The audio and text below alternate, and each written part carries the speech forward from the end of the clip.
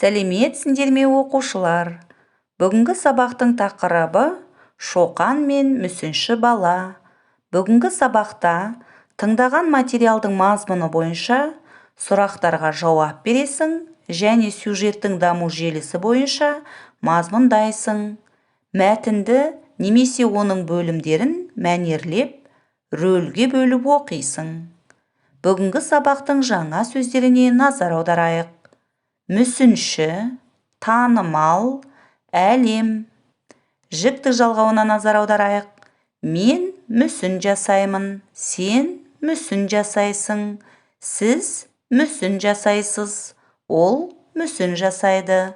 Оқушылар, жаңа сөздерді сөздік дәптерімізге жазып алайық. Оқы, қайтала. Мүсін, мүсін жасау, мүсінші, танымал, әлем. Ол әлемге танымал мүсінші. Сөздердің дұрыс айтылуына назар аударайық. Мүсінші, әлем. Бірінші тапсырма. Мәтінді тыңда, сұрақтарға жауап бер. Шоқан жазғы демалыста ауылға келді. Ол ауылға келгенде мүсінші бала мысықпен танысты. Мысық балшықтан әртүрлі мүсіндер жасайды.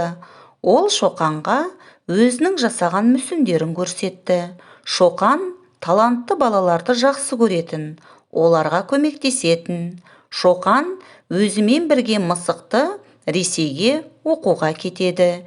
Кейін мысық әлемге танымал мүсінші болды. Сұрақтарға назар аударайық. Шоқан жазғы демалыста қайда келді?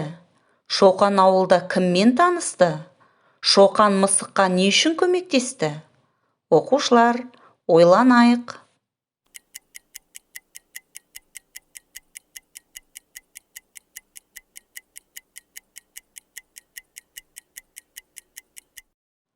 Сұрақтарға қалай жауап бердік? Сұрақтардың жауабын біз ұсынған жауап үлгісімен салыстырып көріңдер.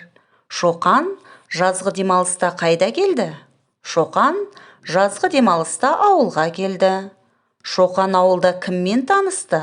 Шоқан ауылда мүсінші бала мысықпен танысты.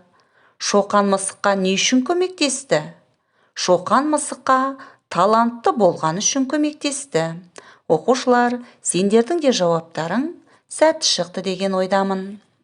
Екінші тапсырма. Тірек сөздерді пайдаланып, мазмұнын өз сөзіңмен айт.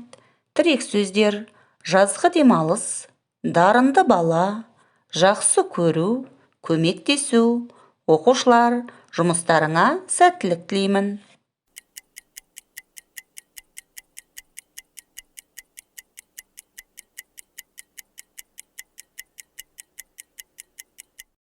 Тірек сөздерді пайдаланып, мәтіннің мазмұнын қалай айттық? Бірге тексеріп көрейік. Шоқан жазғы демалыста ауылға келді. Ауылға келгенде дарынды бала мысықпен танысты. Шоқанға мысықтың жасаған мүсіндері қатты ұнады. Шоқан талантты балаларды жақсы көретін. Мысықтың білім алуына көмектесу үшін өзімен бірге Ресейге алып кетті. Оқушылар, сендердің де тірек сөздерді пайдаланып айтқан мәтіндерің сәтті шықты деген ойдамын. Үшінші тапсырма. Мәтінді рөлге бөліп оқыңдар. Мына мүсіндерді кім жасады? Мен жасадым. Керемет, сен атақты мүсінші боласың. Оқуға барасың ба? Әкем де шешем де жоқ, қалай барамын? Қорықпа мысық, мен саған көмектесемін. Шоқан мысықты Ресейге өзімен бірге алып кетті. Кейін мысық әлемге танымал мүсінші болды. Төртінші тапсырма. Көп нүктенің орнына тиісті сөздерді қойып жаз. Керекті сөздер: әлемге танымал мүсінші, мүсін, мысық пен Ресейге. Оқушылар, жұмыстарыңа сәттілік тілеймін.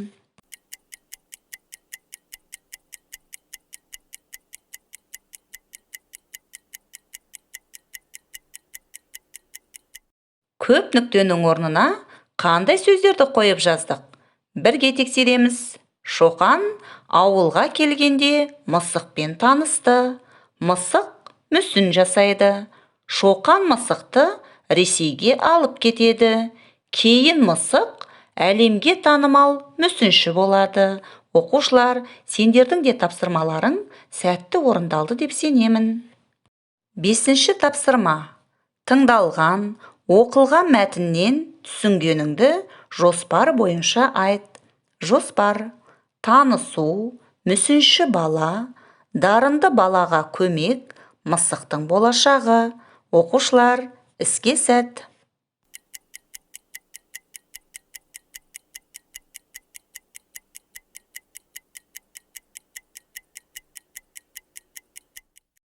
Жоспар бойынша қандай мәтін айттық? Оқушылар, өздеріңнің мәтіндеріңді біз құрастырған мәтін үлгісімен салыстырып көріңдер. Шоқан ауылға келгенде мүсінші бала мысықпен танысады. Шоқанға мысықтың жасаған мүсіндері қатты ұнайды. Шоқан талантты балаларды жақсы көретін, оларға көмектесетін. Ол мысықты өзімен бірге Ресейге алып кетеді. Кейін мысық әлемге танымал мүсінші болды.